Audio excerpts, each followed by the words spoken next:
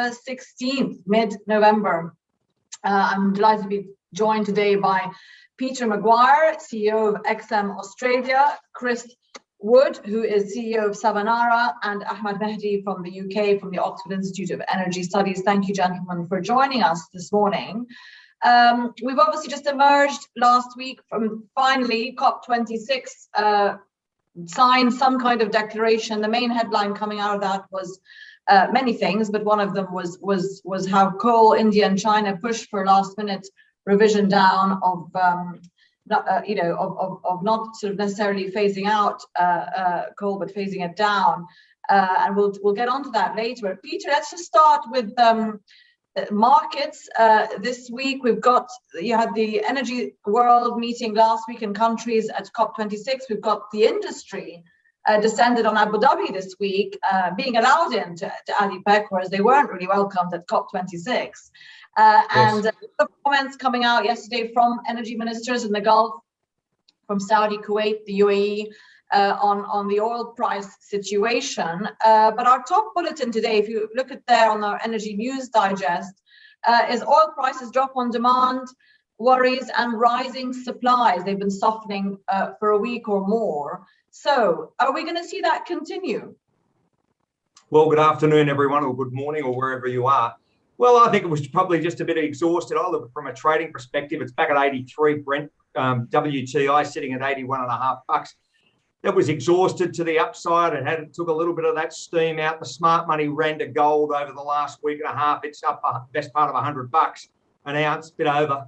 So that's where the smart money played. You look at fast money, and fast money finds a home. The home had been exhausted as far as crude, and that's where that I think the steam or all of the hot air really evaporated from it. We saw it back there a few bucks, and now it seems to be moving again to the upside. Remember on that also, don't take our eye off the ball as far as King Dollar. US dollar index shot the lights out at 16-month highs in the last couple of days.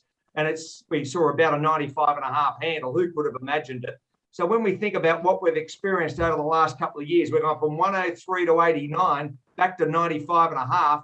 And that momentum, we're talking taper, we're talking interest rates. And if you're a producer, you must be a very happy camper. Well, I mean, we had, as you said, the oil prices have sort of softened, but they're remaining supported despite what's happening with the dollar. We had at ADIPEC yesterday the CEO of Vitol, Russell Hardy, talking about prices and sort of projections that they may have. And he seemed to be pretty confident. He said that OPEC is still in full control, and we'll get onto that. Sure. But that prices will remain supported quite well into next year, all things remaining the same. Where do you think he got that confidence from, given that we're beginning to see some teetering on demand? I think a couple of things have got to be also rolled into that. We've got inflation year on year going back to October to October, 6.2%. One of the interesting points is if you run the 1980 metrics as far as how they priced inflation, it'd be sitting at just on 15%.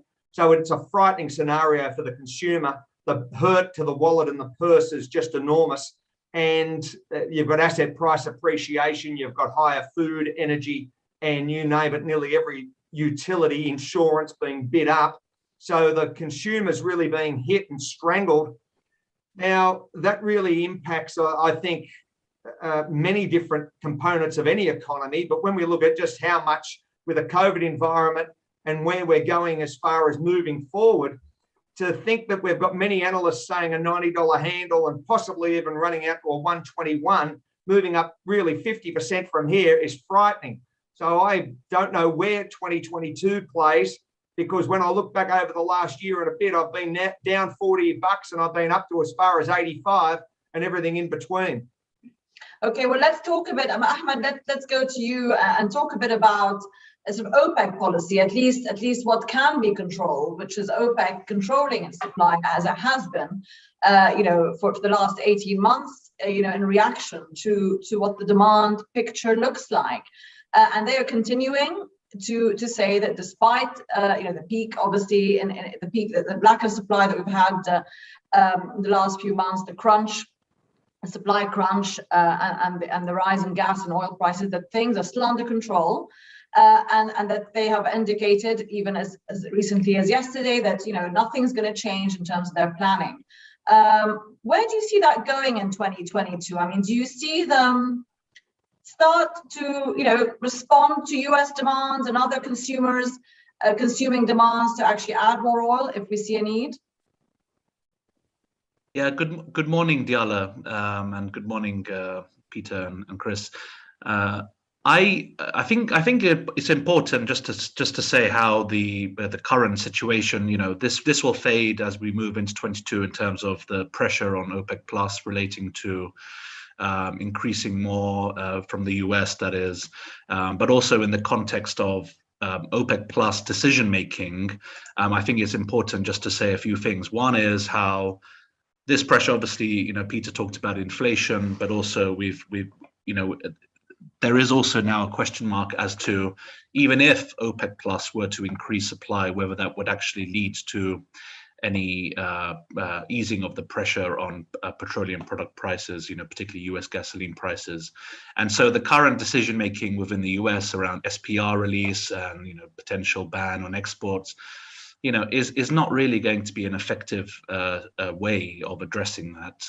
And so this issue of a sort of geopolitical dynamic between the US and OPEC Plus, I think, is really just a framing that will eventually fade, because as we move into 22, really the key factors that are, I think, going to define the discussion around the market will be, one, the supply side response from the US, which has been muted so far. And so I think the debate around how short cycle US crude begins to respond to higher WTI, but also the decision making on this free cash flow and very healthy balance sheet that producers have built in the last several months, how that will play into 22 will be one factor. Obviously, we have also OPEC. Sorry, on that point, aren't we already seeing, sorry, just to interrupt you there, on that point of US supply,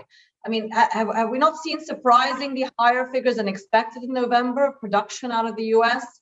Some people were saying it could hit 12 million by the end of this month. I don't know if it has already. Excuse me if I'm behind the times, but it's finally starting to come back, after sort of stalling. Yes, exactly. So that it's going to be, definitely there next year, perhaps increasing more. So certainly the rig count has been increasing, and also we've seen that drawdown of drilled and uncompleted wells, and also the key thing, Diala, I think, is relating to reinvestment rates and also capex budgets as well in the short term. But going back to your question on 22 as well, I think that there's a very important discussion right now, which is around actually how much can OPEC Plus increase their production into 22. So that spare capacity number is also a very important dynamic. There's very different views as to how much spare capacity is actually in the system.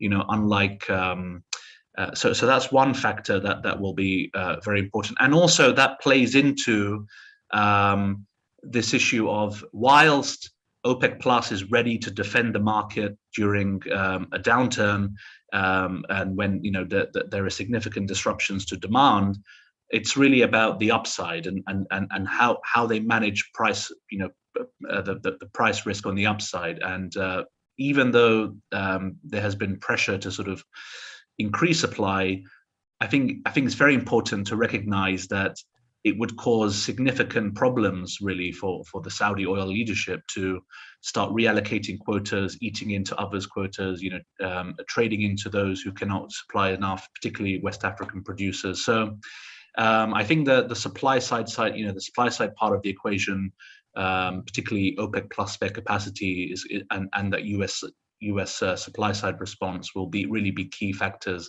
and at the moment is being overshadowed by the gas crunch and the issue around gas to oil switching and what have you, and distillate demand. Oh, let me go to Chris on that, on the gas story, really. Obviously, we've seen what's happened the last few months, a gas crunch, prices rallying, they've softened a bit recently, but we're still not seeing much, winter is still to come, right? And Europe's freezing temperatures are on the way, etc. And we'll get on to China as well. But Chris, where is that? Where is the gas price projection as we see it today? Obviously it's been pressuring oil prices because people have switched to that, but no relief from Russia seen yet. Where's that at? The price forecast from my side of it is more volatility. As such, it's going to be purely weather dependent. If there is freezing cold temperatures coming in, that will naturally drive up the price. If it's a milder winter than expected, then it's going to make the price everybody back off and prices drop. So I guess everybody's watching the weatherman. Certainly not Michael Fish, but any other weather patterns that they can and weather models they can watch. They've certainly got an eye on those right now. You're right. Russia's not doing anything to make it easier for Europe right now. They're meeting standard quotas, standard contractual obligations, continuing to use it as a little bit of political edge for Europe. And I also see in the headlines in the FT today that there's a bit of a troop buildup again in just off Ukraine. Whether that amounts to anything or whether it's just saber rattling and trying to get the EU and the US to move, we'll see. But at the moment, gas prices are unusually high for the market, and that's driven both by Europe being perceived short, and Asia just desperately needing to bring in gas, and that huge demand center of China. And again, in the headlines this morning, China's ban on Australian coal is falling short because they now need to get Australian coal back into their system and start producing power. Okay, well, Peter, let's go to that. I do want to get back to the point of investment, and because that has been, obviously it's a fact that's been talked about for a long time, but it has really, crescendoed during COP and at ADIPEC yesterday. It's all about everyone saying we need to continue investing in oil and gas, regardless of transition plans, and that argument seems to be being made very confidently again. But Peter, let's go to demand and look at China. And one of those factors is the fact that it denied itself Australian coal and obviously got itself into a bit of a fix. Is it sort of sitting on its tail now or biting its own tongue? Where are we with that in the context of projections for the economy going forward? Are we seeing a slightly more positive turnaround as we end the year? Well, let's just look at the numbers, because I think the numbers tell the story. And if we look at the biggest coal consumers, we've got China at 82.27 exajoules of coal. Now, that's an enormous number, 80. Just remember 82. The next largest is India at 17.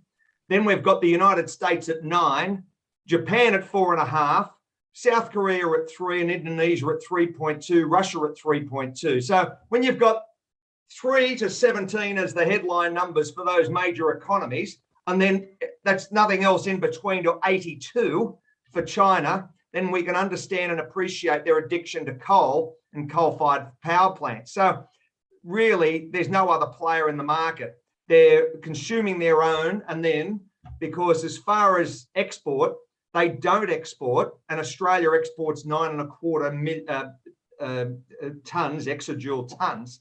So China, they beat a drum to their own dance.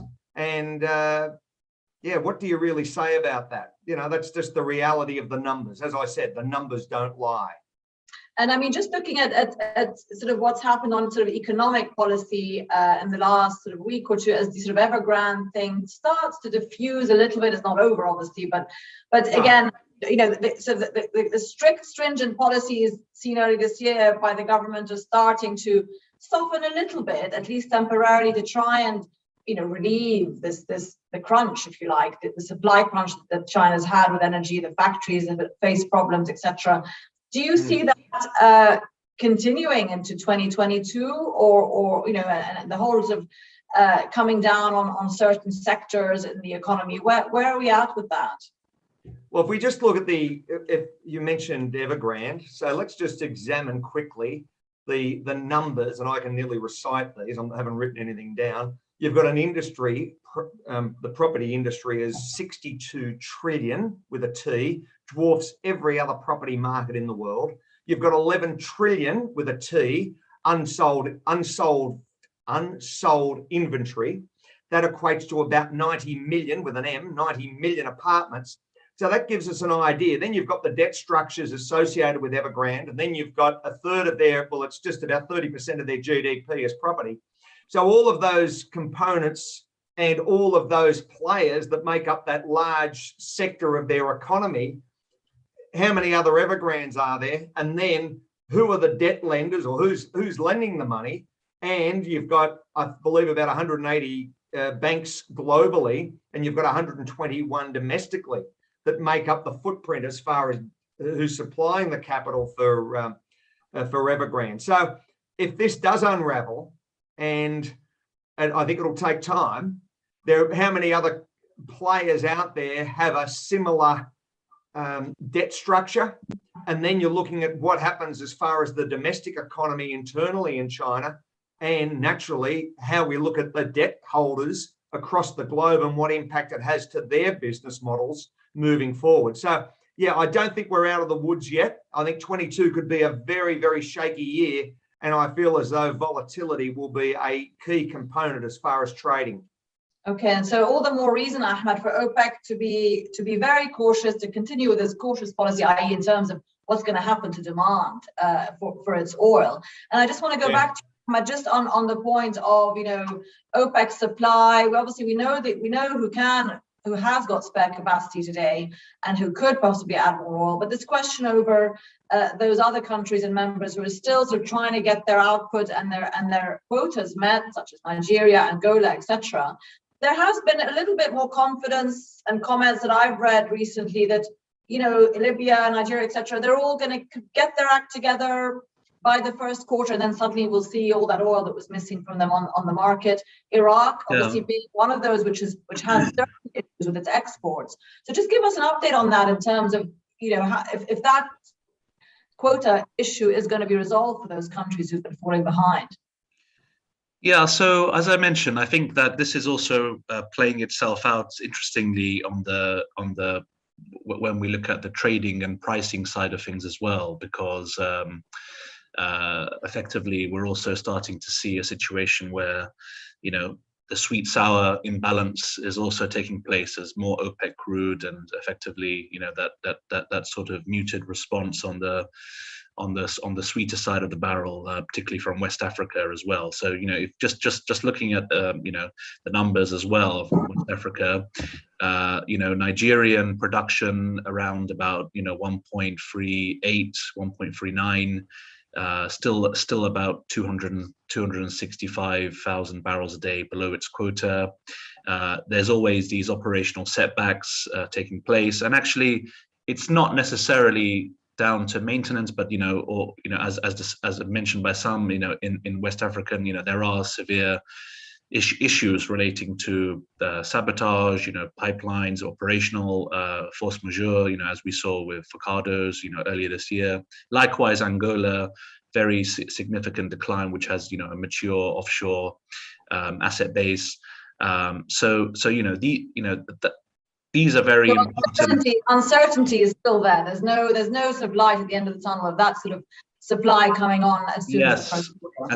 And then with other producers, so really, if you actually see, who is it holding the spare capacity, it's predominantly Saudi Arabia and the UAE. Even countries like Iraq, yes, they can produce more, but there are very technical constraints relating to midstream storage and export infrastructure. In particular, there is an ability to export a bit more, but there are, as mentioned, those significant infrastructure constraints that exist.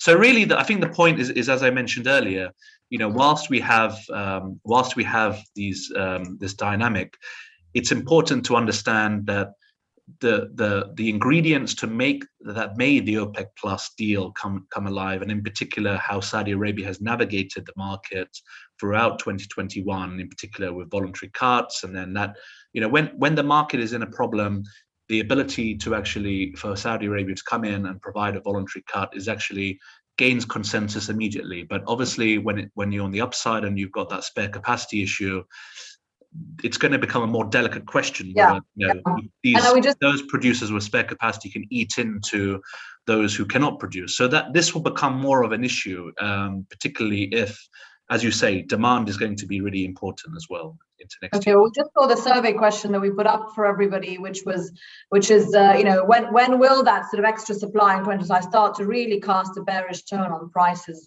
next year? Will it be Q1? Will it be Q2? We'll bring up that result a bit later. Chris, just to go to you on the sort of question of, we're talking about oil infrastructure problems, but let's talk a little bit about the whole, issue of supply chain, a global supply chain. We're still in it, but there's still a lot of backlog there. And the whole macro argument now seems to be heating up about those saying the inflation is temporary or it's not.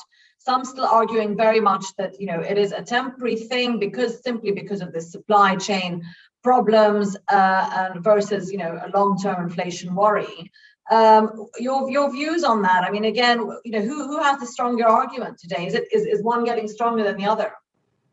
I think we're still going to see supply chain disruptions where there's still this thing called COVID out there. COVID cases climbing still in 56 countries around the world. So it's not backing off. We haven't conquered it yet. You would be forgiven for thinking we had if you're in the Middle East with below 100, I think even below 80 cases, and hosting 3 of the big energy events in the back quarter of the year.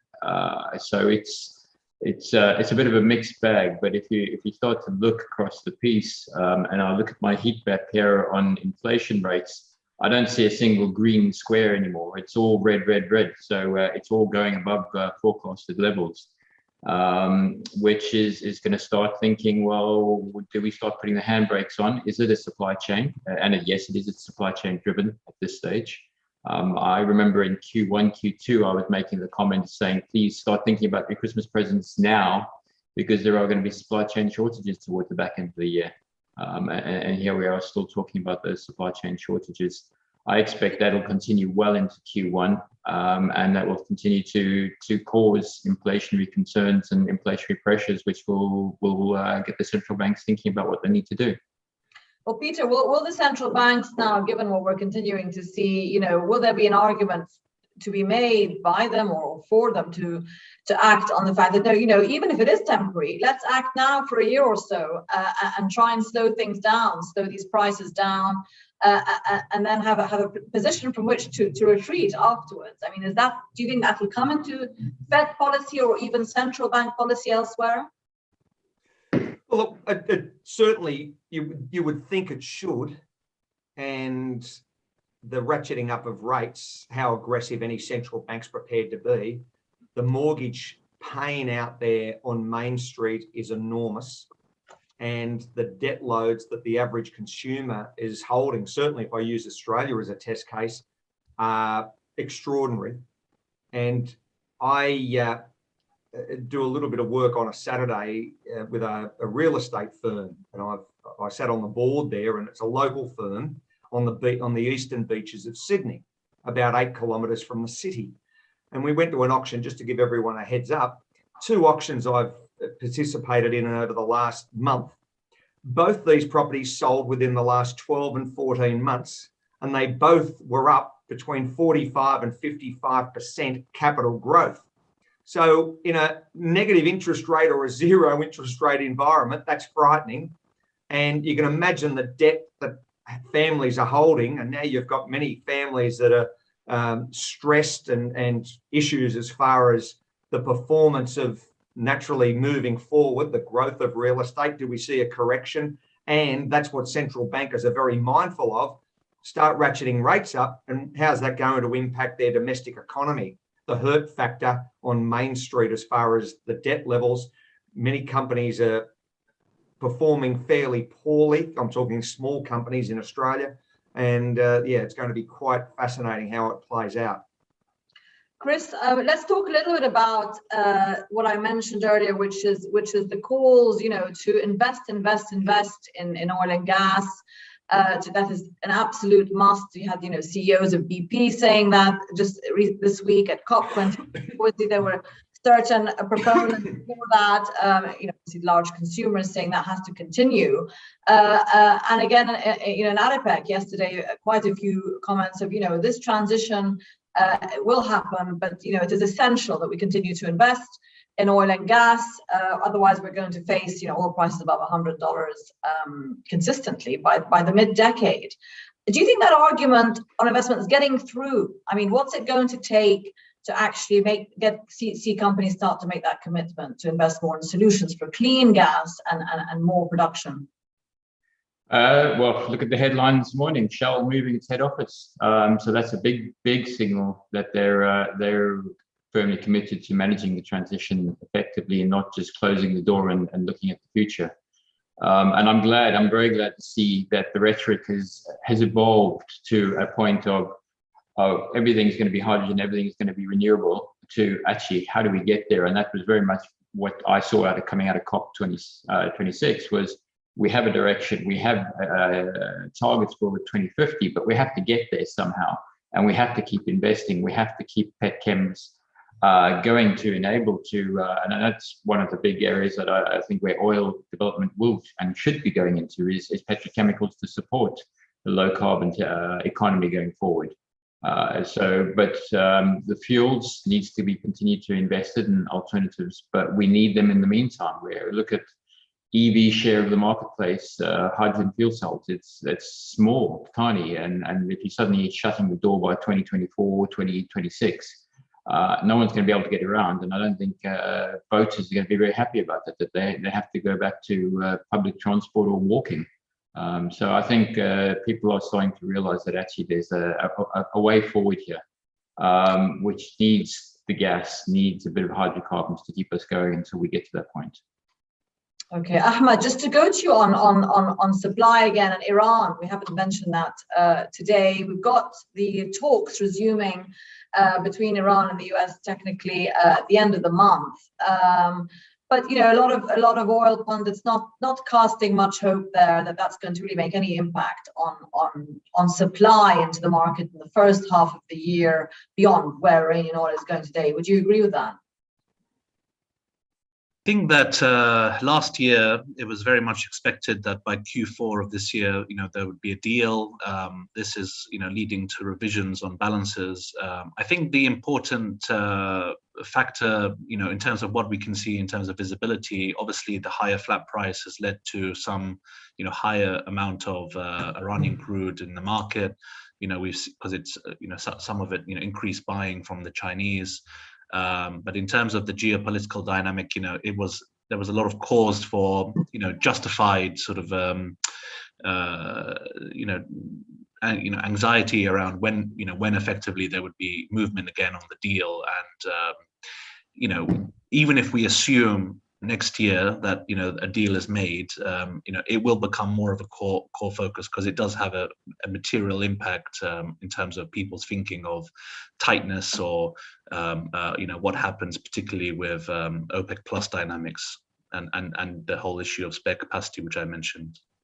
Okay, well, there we've got the poll result talking about supply, and 58% of our audience feeling that it won't be until second quarter where we really see any supply, bearish pressure from supply on prices.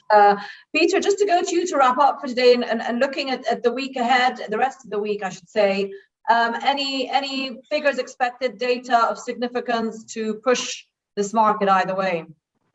Look, I think a couple of things, Diala. First off, we've got a host of data: Japan, Bank of England, or pardon me, a little bit of BOE, certainly Canada, UK, US, and China. Now, wrapping all of that up, I'm keeping a close eye. That US dollar index has got the potential to take, high 95s. And what does that do naturally to the market? So that push-ups, we're at nearly 95.5, 95.6. Do we see a 96 handle by Friday? So that momentum, I think prices are going to be range bound. I'm not expecting any great breakouts on either side, to the downside or upside for energy. and I'm keeping a very close eye on the price of gold. So at the moment, that's where I think the focus is from a trading perspective. Equities are hitting all-time highs nearly every week, and leading into Christmas, maybe the Santa Claus rally is a little bit early, and does that maintain its momentum over the next matter of 4 to 5 weeks? And I mean, what would you say has triggered gold to rise $100 in the last couple of weeks, given that the dollar has been quite strong as well? I mean, and that we've still seen positive comments out of the economy there. I think the inflation story is very, very concerning to any trader. And I heard the likes of Paul Tudor Jones. I mean, that's going to be the great issue leading into 22. Where does inflation go? These guys are across the numbers. We all understand that, they're saying it's 6%. But if you look at, as I mentioned earlier, you look at those 1980 data and you use the same numbers, it's going to be double that and more.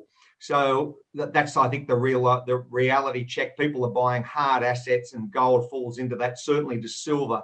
And I wouldn't be surprised to see a tear on both of those leading up to Christmas. I won't be surprised. Can't put a number out there, but you don't move up 105, $106 within the best part of a week, because there's no momentum. So that's where I think the smart money is. Fast money finds a home, and that's where the home is at the moment.